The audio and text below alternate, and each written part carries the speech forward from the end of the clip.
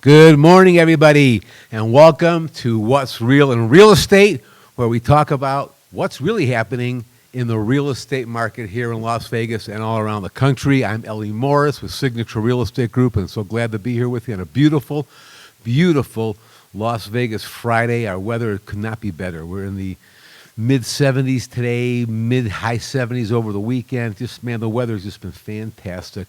Unfortunately, today's guest couldn't make it. He had an emergency, had to go to the hospital. He's in the hospital, and I sure hope that Joel gets better quickly. We'll have Joel Schwartz on another time. In the meantime, you're stuck with me, so get used to it, and we're going to have some fun today. Let's go over the numbers. The numbers are the numbers. They don't seem to change much. This morning, I pulled up the numbers, and we're at 1,977 single-family homes for sale. So it is a challenge. If you are, looking to buy a home, it's tough. Last 30 days, we sold 3,271. So we have about an 18-day supply. 18 days is all. If every home gets sold in 18 days, we're all shut down. So if you're thinking about listing, boy, get with your realtor and talk to him now and get it on the market. Capture this. You're at a great time to sell and make yourself some good money. By the way, an additional, this I found interesting, 572 homes came off the market in the last 30 days. Those are homes that either expired or withdrawn for whatever reason. Well, the one reason we know is they overpriced themselves. If you're overpricing yourself, you are going to sit on the house. Nothing should sit more than a weekend to get it. But we know the old saying, pigs get fat and hogs get slaughtered, and that's the problem. Don't be a pig. Or don't be a hog. You're going to get slaughtered. Get fed, and that's good enough. I thought about this morning.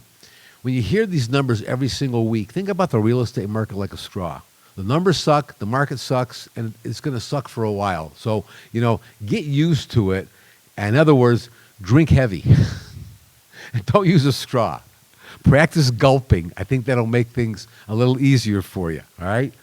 But, it's crazy because, that's what you got to do when you hear a $300,000 home is being oversold by $40,000.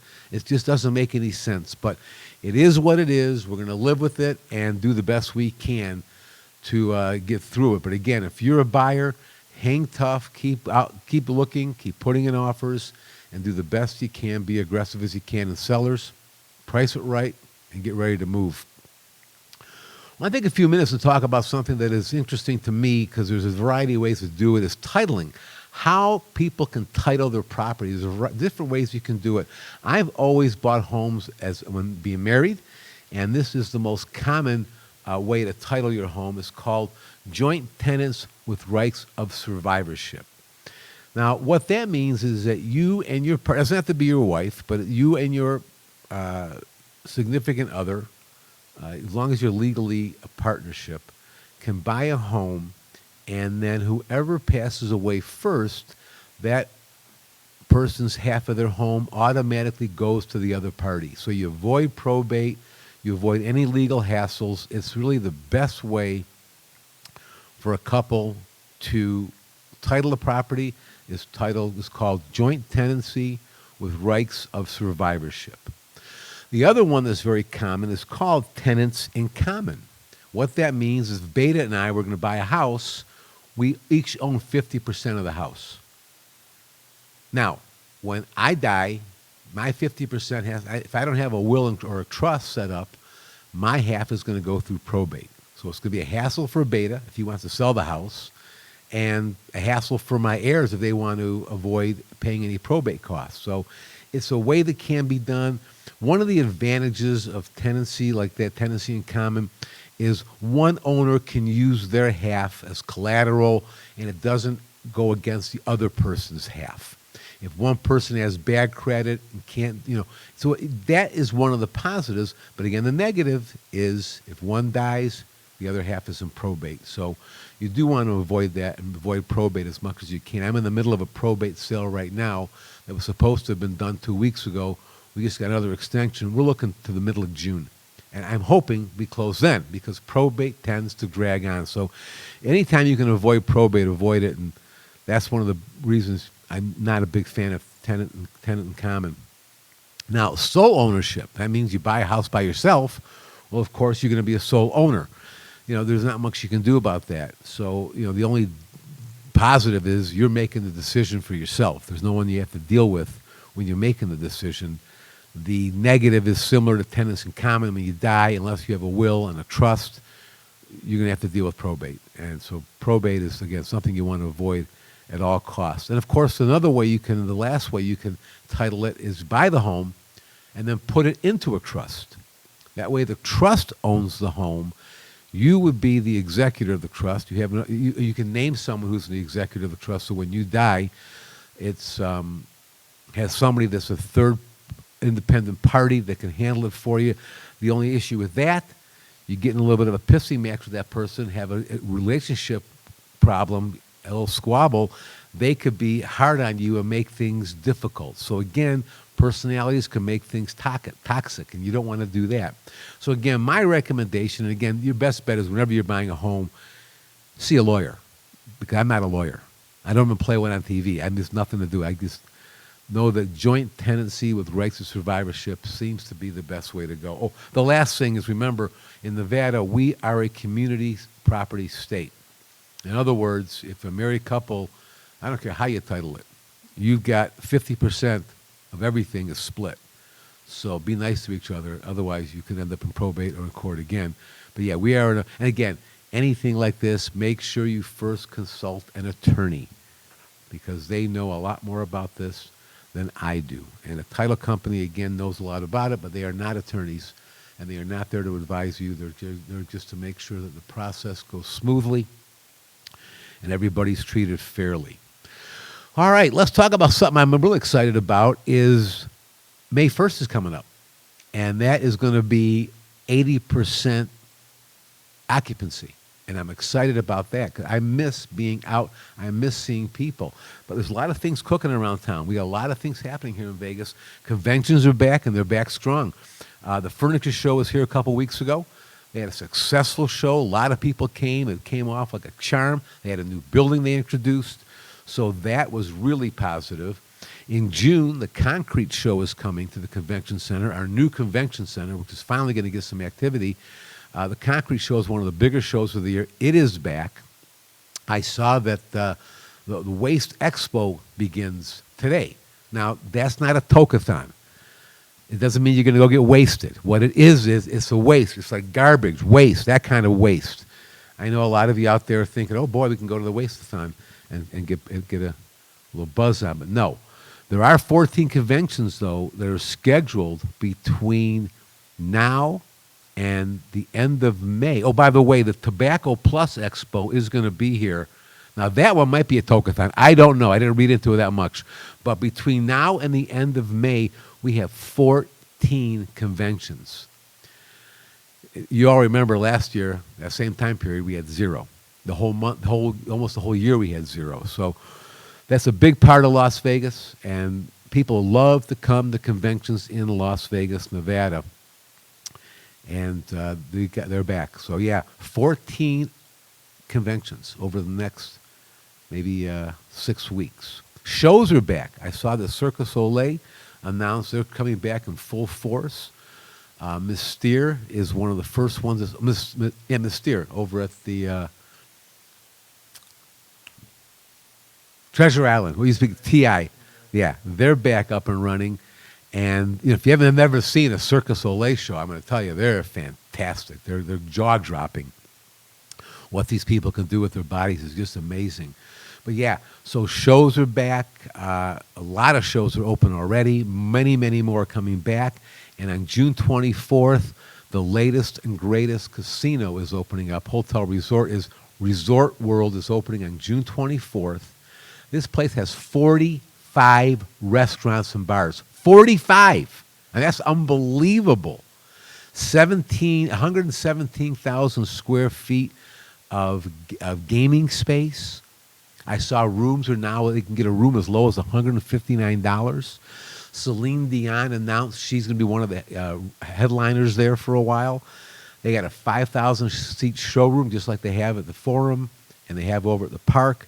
So this place is going to really make a lot of noise, especially up on the north end of the Strip, which has been kind of quiet for a while. All we've had is pretty much Wynn and Encore. Now we throw in Resort Worlds, and the Sahara's back up and running. The north end of the Strip is going to become vibrant and lively again, and I'm real excited about that. But again, I'm going back to you. May Day, man. May 1st, 80%, 3-foot social distancing. A buddy of mine said they shouldn't call it social distancing, they should call it personal distancing, which it really is. It's more personal distancing. But, and then June 1st, if everybody behaves themselves and our numbers continue, we're at 100%. And I got to tell you, I'm looking forward to going to an Aviator game and being able to sit outside, hopefully without a mask, since it's open air, and enjoy a baseball game. It's that time. We're going to bring Andy Lumpsford on in a few weeks when the playoffs start, because he's a hockey nut. But this is a great time if you're a sports fan. There's always something going on. Basketball is hitting its stride with great games. Hockey, of course, the Golden Knights clinched a playoff spot this week. So for the 4th year in a row, and they're only a 4-year-old franchise, the Knights are in the playoffs. And, man, I tell you, I got a good feeling, Beta. I think this is the year, buddy. This is the year they're not going to just make it to the finals. They're going to win the cup and bring the cup to Las Vegas. And no place it should better be than in the desert, man. Las Vegas, Nevada, Stanley Cup champions. Man, oh, man, that's going to be exciting as can be. So those are some of the big things that are happening in town. Again, I want to make sure everybody is still paying attention. We can't help the fact that we have rules to follow still. Our vaccinated numbers, I don't know what they are exactly, but I know that we'll be at 60% by June 1st. That's what's going to allow us to open up fully. So in the meantime, if you haven't been vaccinated and you don't want to get vaccinated, why, I don't know, but if you don't, that's fine. It's your business. Wear your mask. And keep your physical distancing at a maximum so we don't get this thing from spreading. But in the meantime, I also want to talk about the Las Vegas outdoor experience. We're in that time of year where there's so much to do. When you're coming to Vegas, we know you're coming for one reason, to eat and drink and have some fun at the casinos, and we all love doing that. But listen, don't forget to take a chance, take some time, and go out and see Red Rock Canyon. Red Rock is a beautiful hiking. We have hiking trails, and just a beautiful thing to see. And it's probably 15 minutes from the Strip. If you want something even a little further from the Strip, about an hour, you've got. I'm going blank again. I'm losing my mind, folks. Oh, yeah, Mount Charleston. I mean, there's nothing like Mount Charleston. You're down here. It's 110 degrees. You want a little break, take an hour drive up into the mountains. You're loaded with ponderosa pines, and it's 30, 35 degrees cooler. Don't forget Hoover Dam. I still call it Boulder Dam. It shows my age. Hoover Dam is an experience. It's a once-in-a-lifetime experience. Again, maybe a 40, 45-minute ride from the Strip. Valley of Fire is a really unique place to go look at. It's on the way to Mesquite, maybe a 45-minute drive from the Strip. It has great, really unique rock configurations, and just some great hiking and just great outdoor activities. So we're a lot more than the Las Vegas Strip here in Las Vegas. We are Viva Las Vegas, man. There's so much you can do here. And I know when you come to town, I hope you take advantage of some of the new things. By the way, Area 15, I have not been there yet. Have you been there, Beta? Area 15 is a new venue. It looks just spectacular with restaurants and entertainment. It's on the other side of the I-15 across from the Strip. That is up and running full-time, and they've got a lot of new restaurants and shows. It's supposed to be, it's just supposed to be fantastic. So I got to get myself down there and check that out. But look, it's going to be a great weekend for everybody, especially if you're here in Las Vegas, because the weather's just outstanding today. Get out, do something, some kind of activity outdoor. If you have a chance, maybe catch a show. They're out there again. You know, something else we talk about not enough is the shows that are out in the suburbs. I mean, man, for $10, $15, some are free.